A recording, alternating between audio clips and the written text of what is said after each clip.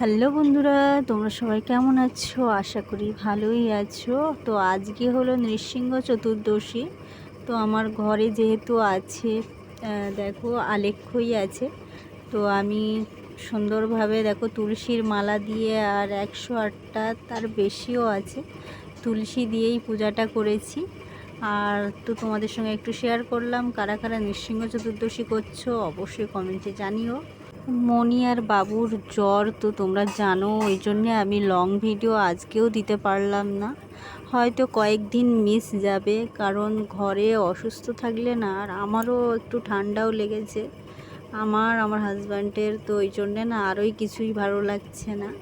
তো মনির একটুখানি জ্বরটা নরম পড়েছে, তো বাবুর আবার জ্বর এসেছে জানো তো। তো বাড়ি না সবাই অসুস্থ, হাজব্যান্ডেরও বলছে জ্বর জ্বর মানে ফিল হচ্ছে। তো কিছুই ভালো লাগছে না জানো তো, ওই জন্যে আর লং ভিডিও এখন দিতে পারছি না। তো দেখো আমি তো একদমই একাদশীর মতোই সাবু খাবো। তো আর আলু ভাজা আর মুগ ডাল দেখতেই পাচ্ছ, একদম সম্পূর্ণ নিরামিষ।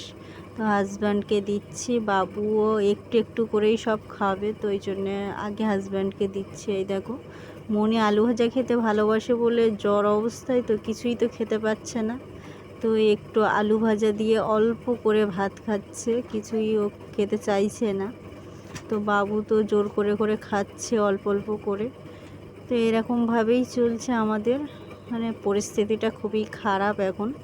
তো ওই জন্যেই লং ভিডিও আমি একদমই দিতে পারছি না।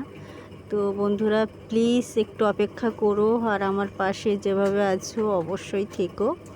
আর আজকে না অনেক দেরি হয়ে গেল আমার ভিডিওটা দিতে।